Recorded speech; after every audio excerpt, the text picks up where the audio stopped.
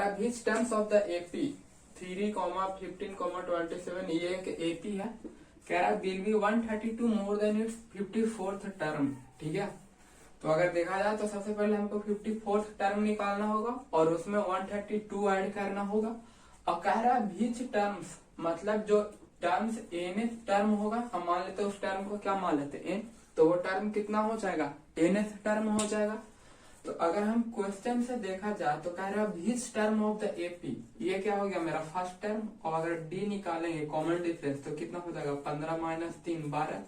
ठीक है, तो इसको अगर हम एपी में बदले तो क्या हो जाएगा 3 प्लस एन, तो हमको पता नहीं कह रहा विच टर्म्स, तो एन नहीं मालूम है तो एन को एन रहने देते हैं। एन -1 इंटू कॉमन डिफरेंस कितना है 12। और यही जो है ये कितना हो जाना चाहिए, इसके 54th टर्म से 132 ज्यादा। ठीक है, तो 54th टर्म में कितना हो जाएगा 3 प्लस 54 - 1 इंटू 12। ठीक है, n - 1 n की जगह 54 प्लस 132, 132 ज्यादा होना चाहिए। ठीक है, तो ये आप इसको सोल्व कर लेंगे हम लोग। 3 प्लस n - 1 इंटू 12 इसको रहने देते हैं अभी। और ये 51 हो जाएगा। 51 इंटू 12 कितना हो जाएगा, सॉरी ये 54 - 1 53 हो जाएगा। तो 53 इंटू 12 कितना 6 10 53, ये 6 3 और 5 5 1 6, तो 636। और इसमें 132 ऐड करेंगे और ये 3 मतलब 135 टोटल ऐड कर देंगे। ठीक है, तो सिखा रहे 3 3 6 1 7 6 1 7, तो 771। ठीक है, तो इसको जब n - 1 इंटू 12 करेंगे तो 771 - 3। ठीक है, तो ये कितना हो जाएगा 768। ठीक है, n - 1। तो अब इसको 12 से कैंसिल लेते हैं, तो 12 6 जा 72, फिर 4, तो 12 4 जा 44। तो n बराबर कितना हो जाएगा 64 प्लस 1 दैट इज 68।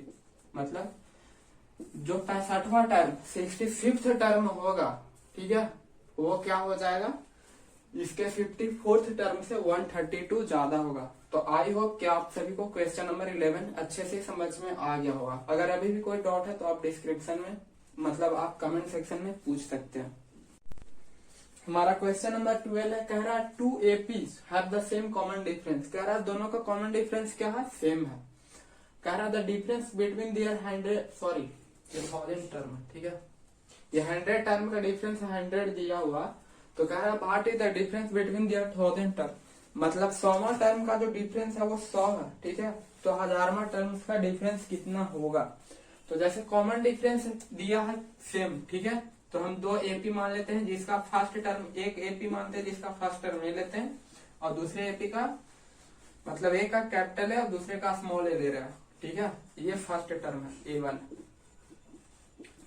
और कॉमन डिफरेंस क्या ले रहे हैं इसका D, तो इसका भी कॉमन डिफरेंस क्या हो जाएगा D ही होगा, जैसा कि ये बोला है सेम है। तो कह रहा the difference between their 100th term. ठीक है, तो इसका 100 क्या हो जाएगा A प्लस 99D हो जाएगा। ठीक है, sorry capital A plus 99D और इसका A100 कितना हो जाएगा स्मॉल a प्लस 99D। ठीक है, तो इन दोनों के बीच का डिफरेंस कितना है 100 है। तो अकॉर्डिंग टू क्वेश्चन अगर देखा जाए तो क्या हो जाएगा a plus 99D minus a plus 99D, ये वैल्यू कितना होगा 100। तो जब हम लोग सॉल्व करेंगे तो ये क्या आ जाएगा capital A plus 99D minus small a minus 99D बराबर 100। ए से सॉरी ये तो a रहेगा ही, ये 99D प्लस माइनस कट जाएगा, मतलब capital A minus small a बराबर 100। ठीक है, तो अब जैसे यहाँ पे ये आ गया, अब पूछ रहा what is the difference between their 1000 term, मतलब इसका जो 1000वां टर्म है उसके बीच का डिफरेंस क्या होगा। तो हम लोग उसको देखते हैं। अब 1000वां टर्म्स क्या हो जाएगा इसका, अगर ये एपी का देखा जाए तो कैपिटल A प्लस 999 इतना D हो जाएगा। ठीक है, क्योंकि 1000 माइनस 1 999 होगा। और ये इसका क्या हो जाएगा स्मॉल a प्लस 999D हो जाएगा। ठीक है, A100 यही आएगा ना, 1000 में से 1 घटाएंगे तो। ठीक है। तो अब इन दोनों का डिफरेंस निकाल करके देखते हैं। हम अभी इसको इरेज कर रहे हैं यहाँ पे, ठीक है। तो यहाँ से तो ये मिला हमको। अब जैसे ये हो जाएगा a plus 999d minus a minus, जब ये जैसे अभी ये प्लस में, ठीक है, तो यही पूछ रहा हमसे। तो a plus 999d minus a minus 999d, तो ये कैंसिल, मतलब फिर से क्या आ गया, कैपिटल A माइनस स्मॉल ए, और कैपिटल A माइनस स्मॉल ए का वैल्यू कितना आया 100, मतलब हजारवा टर्म का भी डिफरेंस कितना हो जाएगा 100 ही होगा। तो आई होप कि आप सभी को समझ में आ गया होगा कि इसका जो आंसर है वो कितना 100। क्वेश्चन नंबर 13 में क्या है, कह रहा how many 3 digits number are divisible by 7, मतलब 3 डिजिट्स का नंबर होता है, वो कौन कौन सा नंबर है टोटल जो 7 से डिविजिबल है। तो सोचो सबसे पहले 3 डिजिट का नंबर कहाँ से शुरू होता है, 100 से शुरू होता है, और इंड कहाँ पे होगा 999 पे, ठीक है। अब यहाँ से ऐसे, अब ये 7 से तो डिवाइड होगा नहीं, 100 जो है वो 7 से डिविजिबल नहीं है, तो मतलब 3 डिजिट का पहला कौन सा ऐसा नंबर है जो 7 से डिविजिबल है, तो वो हम लोग देखते हैं। जैसे 100 है तो इसमें 7 से डिवाइड करके देखते हैं, 1 से लगाएंगे 7, 3, अब 0 आया, तो जैसे 7 5 जा क्या होता है 35 होता है, मतलब कि अगर 100 में हम और प्लस 5 ऐड कर ले, अगर 105 रहता, ठीक है, जैसे यहाँ पे देखो, यहाँ पे 30 है लेकिन डिवाइड होने के लिए हमको 35 चाहिए, ठीक है, 35 चाहिए, तो मतलब 5 और ऐड करना होगा। तो अगर हम 100 में 5 ऐड कर दे तो मतलब जो हमारा 105 रहेगा वो क्या हो जाएगा, फर्स्ट डिविजिबल नंबर होगा कितने से 7 से। तो अब देखो ये कट गया, ठीक है। अब क्या 999 7 से डिविजिबल है, देख लेते हैं इसको। सबसे पहले 1 से लगाए 7, 2 29, 7 4 जा 28, 1 19, 7 2 जा 14, मतलब कि यहाँ 5 बच जा रहा, तो अगर 5 बच जा रहा मतलब हम 5 घटा लेते हैं, ठीक है। अगर हम 5 घटा लेंगे तो पूरा क्या हो जाएगा, कंप्लीट डिविजिबल हो जाएगा 7 से, मतलब कि 105 से शुरू होगा और खत्म कहाँ पे हो जाएगा 994 पे, ठीक है, 994 पे खत्म हो जाएगा, 994 जिसको बोलते हैं हिंदी में। तो मतलब ये मेरा फर्स्ट टर्म है, 105 मेरा क्या हो गया फर्स्ट टर्म, और ये मेरा हो गया लास्ट टर्म, ठीक है, या जिसको हम लोग टीएन भी बोल सकते हैं। तो पूछ रहा हाउ मेनी 3 डिजिट्स नंबर, तो अब हमको क्या निकालना है, टीएन निकालना है। तो जैसा कि टीएन निकालने के लिए हमें क्या फॉर्मूला पता है, टीएन बराबर होता है A plus N minus 1 into D, ठीक है, A plus N minus 1 into D होता। तो टीएन कितना है 994 है, ठीक है, बराबर ए कितना हो गया 105 प्लस एन तो हमको मालूम ही नहीं है एन माइनस 1। अब डी क्या होगा ये समझना, जैसे डी क्या होगा, डी होगा 7, क्यों, क्योंकि 105 इसके बाद कितना 112, यही तो डिविजिबल है 7 से, ठीक है। तो डी हो गया मेरा 7, कॉमन डिफरेंस यही है। तो जैसे अब इसको सोल्व करते हैं, जैसे 994 में से 105 घटाएंगे तो कितना आता है 994 105, 14 में से 5 किया 9, 8 का 8, मतलब 889 आ गया, 889 बराबर n माइनस 1 इंटू 7 से डिवाइड देंगे, इसमें एक बार में जाएगा, ठीक है, एक बचा 18, 7 2 जा 14, मतलब 127 n माइनस 1, तो n बराबर कितना हो गया 128, मतलब 128 ऐसा नंबर है, ठीक है, 105 से लेकर के मतलब 994 के बीच में 128 ऐसा नंबर है जो 7 से डिविजिबल है, ठीक है। तो आई होप कि आप सभी को ये क्वेश्चन समझ में आ गया होगा। क्वेश्चन नंबर 14 में बोल रहा है, कह रहा है how many multiples of 4 lie between 10 and 250, ठीक है, मतलब 250, मतलब 10 से लेकर के 250 के बीच में 4 का कितना मल्टीपल है, तो ठीक है, तो 4 का मल्टीपल कहां से शुरू होगा 4 8 12, ठीक है, जैसे हमको 4 का मल्टीपल अगर लिखे तो 4 8 12, तो कह रहा है 10, तो 10 तो आ रहा ही नहीं रहा, मतलब कहां से शुरू होगा 12 से शुरू होगा, ठीक है, फिर कितना होगा 16 होगा, फिर कितना होगा 20 होगा।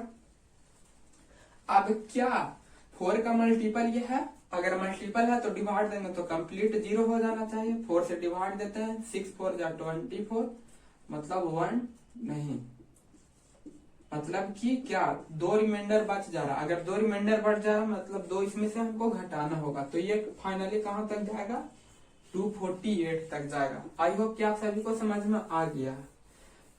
कैसे लिखे देखिए, 10 तो मल्टीपल है नहीं 4 का, कहां से शुरू होगा, 12 से, और 250 भी नहीं है, कहां पे इंड हो जा रहा है, 248 तक। ठीक है, तो मतलब मेरा फर्स्ट टर्म ये हो गया, कॉमन डिफरेंस कितना 4।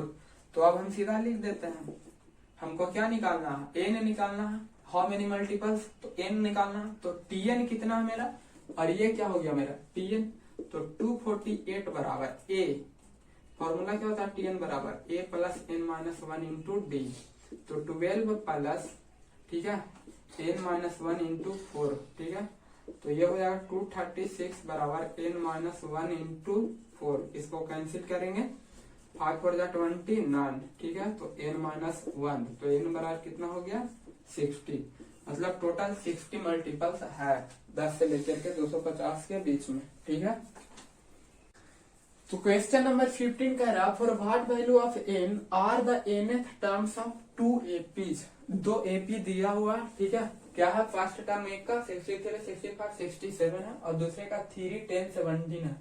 कह रहा for what value of n, n के किस वैल्यू के लिए ये दोनों जो है टर्म्स सेम हो जाए। तो जैसा देख सकते हैं कि अच्छा दोनों में तो इंक्लूडिंग है, जो भी हो, तो हम लोग सबसे पहले देखते हैं व्हाट वैल्यू ऑफ एन कह रहा, मतलब एन तो दोनों में सेम होगा, इसमें ये फर्स्ट टर्म हो गया, और डी कितना है, डी है मेरा 65 माइनस 63 2, यहाँ फर्स्ट टर्म ये हो गया, ठीक है, और डी मेरा कितना हो जाएगा 10 माइनस 3 7, ठीक है, जैसा कि A1 D1 ले लेते हैं, ठीक है, A2 D2।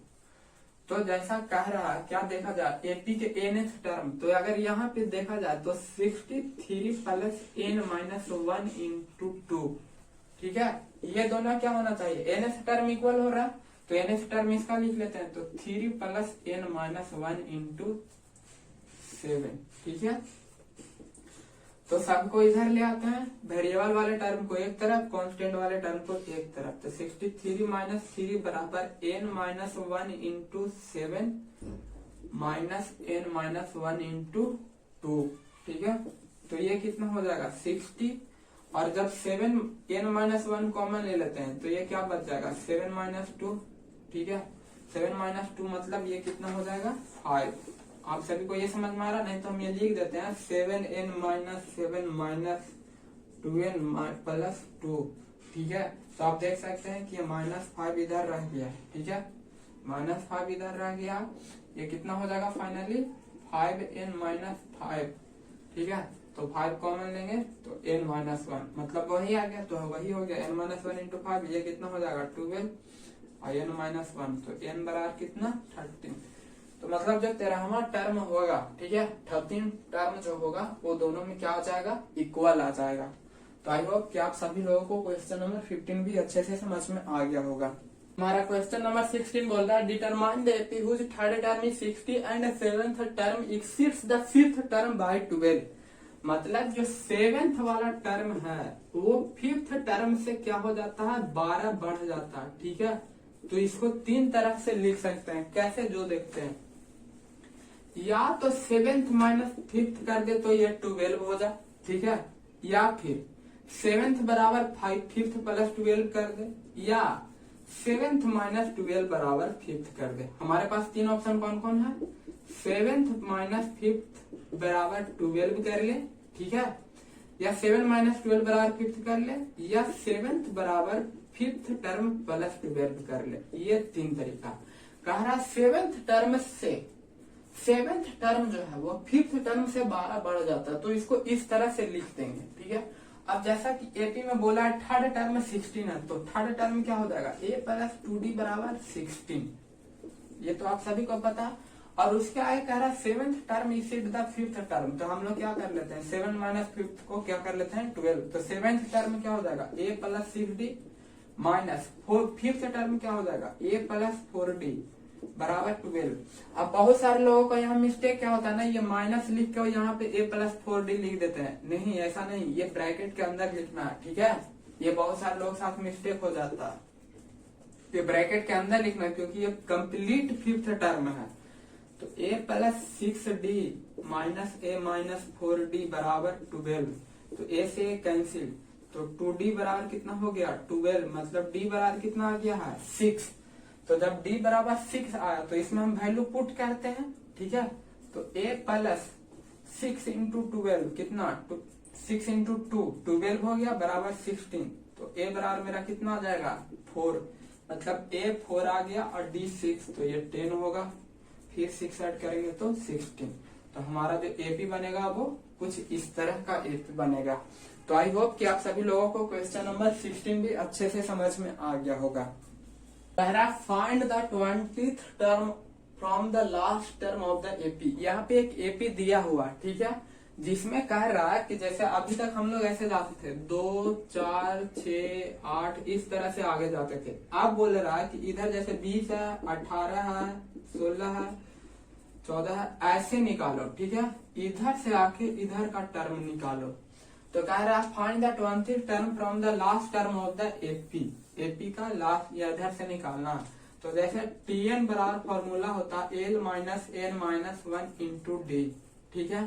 तो L मेरा कितना है 253, L किसको बोलते हैं लास्ट। अब Tn तो 20th बोल रहा, तो T20 हमको चाहिए, तो L कितना है 253 माइनस 20 माइनस 1 और D कितना है 5, ठीक है। ये आप सभी को पता चल रहा है। तो 253 माइनस ये 20 में से एक जाएगा तो 19 गुना 5 करेंगे तो 95, मतलब 13 में से 5 गया तो 8, 14 में से 5 जाएगा तो 14 में से 9 जाएगा तो 5 और 1, मतलब ये कितना होगा 158।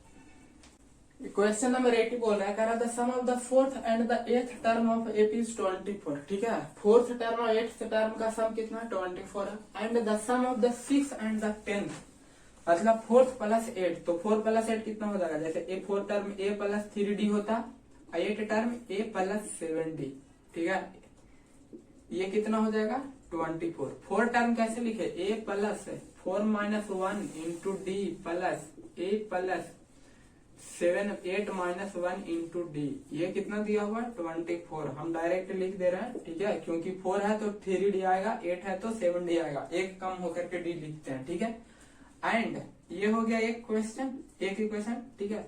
अब दूसरा कह रहा 6 प्लस 10, तो a plus 6 minus 1 into D plus a plus 10 minus 1 into D, ये कितना 44 है, मतलब a plus 5d plus a plus 9d, ये कितना हो जाएगा 44।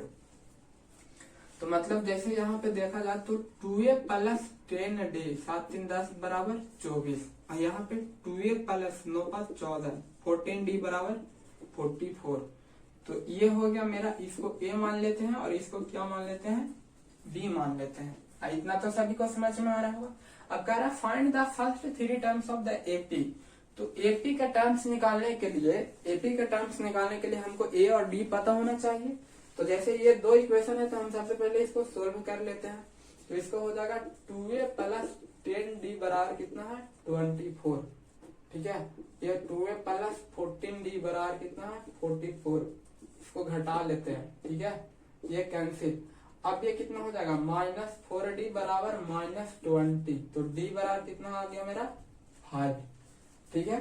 अब d 5 आ रहा है तो किसी में भी पुट कर देते हैं, फ्रॉम a, ठीक है।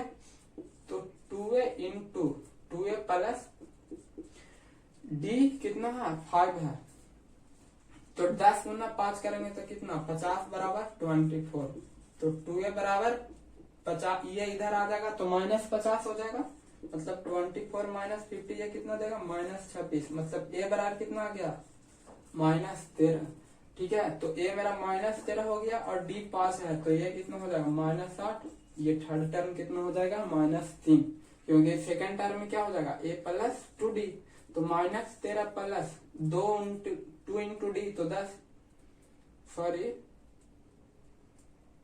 सॉरी सेकंड टर्म हो जाएगा a प्लस डी, तो ये कितना हो जाएगा 5 मतलब -8, और थर्ड टर्म 2d तो ये -10 हो, ये 10 हो जाएगा, तो ये कितना आ जाएगा -3। आई होप कि आप सभी लोग निकाल लेंगे, ये कोई हार्ड नहीं है।